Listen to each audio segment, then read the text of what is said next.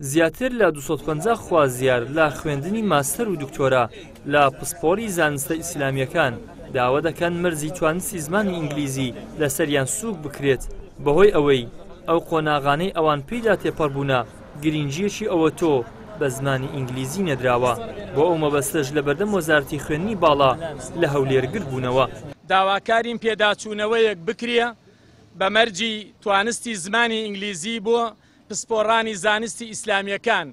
کە لە قۆناغەکانی ماستەر و دکتۆرا خوازیارانی نازناوی زانستی داواکراو لەبەر چەند هۆکارێک. یەکەم لەبەر ئەوەی زۆربەی فێرخوازان لە پسپۆڕی زانستە ئیسلامیەکان بە قۆناغێکا تێپەڕیون لە دواناوەندی و ئامادەیی و زانکۆ وەک پێویستی گرنگی نەدراوە بە زمانی ئینگلیزی. زانیاری ئێمە لەبارەی زمانی ئینگلیزی ئەم خولانەی ئێستادا نییە و زۆر زەحمەتە دەرچوون لێی بە جۆرێک کە پسپۆڕانی شەریعە لەگەڵ پسپۆڕانی پزیشکی و ئەندازیاری و زانستی گشت پسپۆڕەکانی تری زانستی و وێژەیی سیر دەکرێن. تنە دەخۆزەمە ئەوە چونکی لغەتە ئینگلیزیت گەل خوێندنەمە ناگونجیت.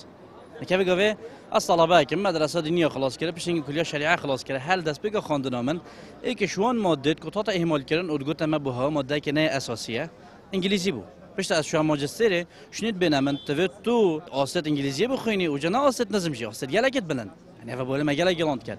راسي يعني إنجليزي شو محتاجة ما بإنجليزينا وكيما مخاطب كيف قوي خواص خطبة بإنجليزينا خوين ما زي خطبة بكردي خوين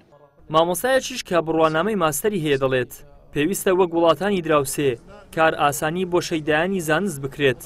نەک لێیان زەحمەت بکرێت. ئەوانەی دەرچووی کۆلێژی شەریعەن یانیش دەرچووی حوزرەکان و شادەی بڕوانامەی باوەڕ پێکراویان وەرگرتیەوە یان لە مەدرسە دینیەکان تەواویان کردیا ئەوانە بێن وەکو وڵاتی ئێران و تورکیا پێشنیاری ئیشتیمالی عەرەبی دەکەم هیچ جیاوازێکی نییە لەگەڵ ئەو ئایلتسە ئینگلیزیەکە بۆ خەڵکی پسپۆری ئینگلیزی ئەوانەی کەەوە بە ئینگلیزی خوێندویانە لە کۆلێژ بۆ هەموو ئەخساسەکانی دیکە لە کۆتاییەکەی تاقیکردنەوەی ئایلتسی تۆفیلی ئینگلیزی دەکەنەوەن بەڵام ئەوانەی کەەوە خەریجی عەرەبین یانیش کۆلێژی شەریعەیان تەواو کردیا ئەوانە ئیمتیحانێکی بە هاوشێوەی ئینگلیزیەکە عەرەبی دەکەن.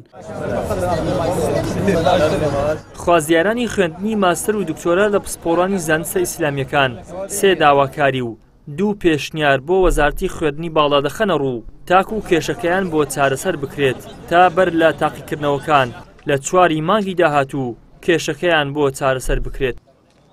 ئیدریس محەممەد کەناڵی ئاسمانی پەیام هەولێر.